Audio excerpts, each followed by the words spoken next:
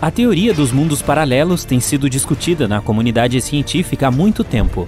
Infelizmente, ainda não estamos desenvolvidos o suficiente para prová-la ou refutá-la, mas ainda é uma teoria interessante, e é por isso que temos mais lendas urbanas inusitadas sobre visitantes de uma realidade paralela, segundo mitos.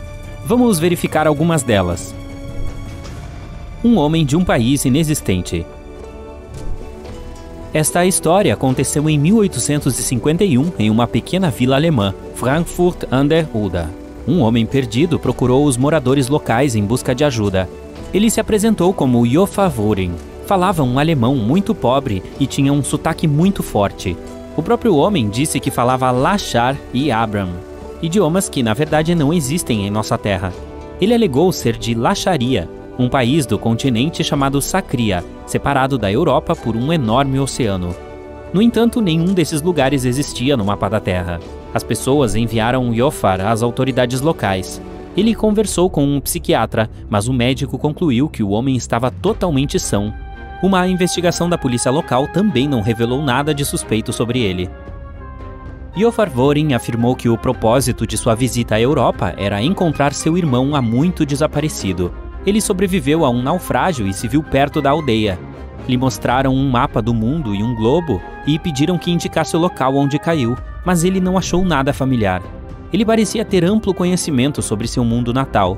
Jofar nomeou 5 continentes principais: Sacria, Haflar, Hastar, Auslar e Euplar. Sua história foi considerada plausível. Cientistas de Frankfurt decidiram enviar o homem a Berlim para mais pesquisas. No entanto, durante a viagem, ele teve algo como uma convulsão. O homem de repente saltou da carruagem e desapareceu na floresta. Apesar de uma longa e minuciosa busca, nenhum vestígio de Jofar foi encontrado. Ele parecia ter desaparecido tão misteriosamente quanto havia aparecido. O inspetor Leboeuf, que foi designado para acompanhá-lo a Berlim, pensou que esse homem poderia ser um ser de outro mundo e que voltou para o lugar de onde veio.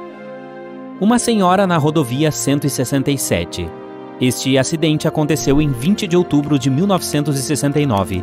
Foi relatado pela primeira vez em 1988 na revista Strange. O artigo fala sobre 2 homens, LC e seu parceiro de negócios Charlie. Os nomes são fictícios. Uma tarde, LC e Charlie estavam dirigindo pela rodovia 167 no sudoeste da Louisiana. Conversando sobre o trabalho, eles seguiam em direção ao centro petrolífero de Lafayette. A rodovia estava vazia a princípio, mas depois eles notaram um carro muito velho e muito lento à frente.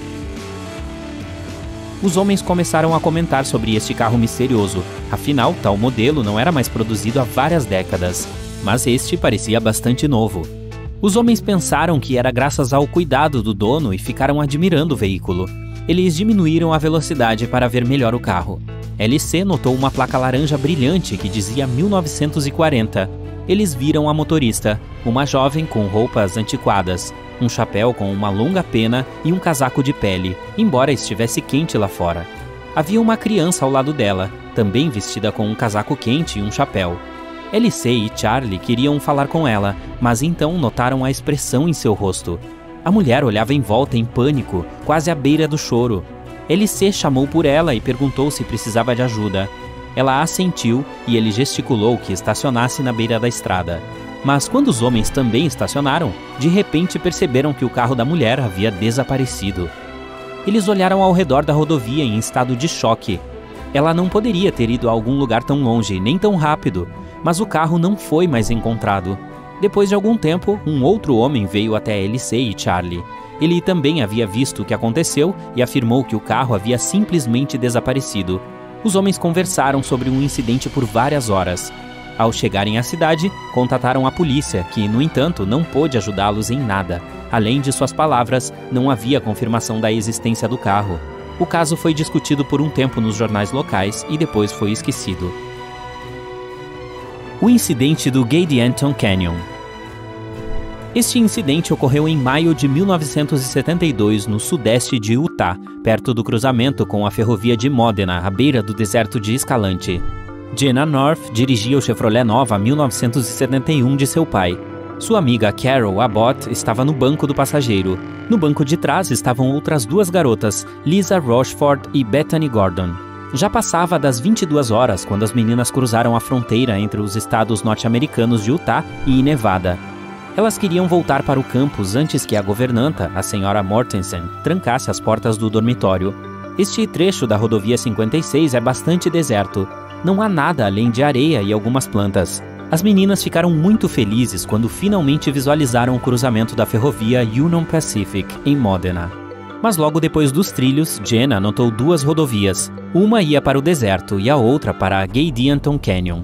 As meninas decidiram pegar a estrada para o Canyon. Elas pensaram que seria um atalho para o campus.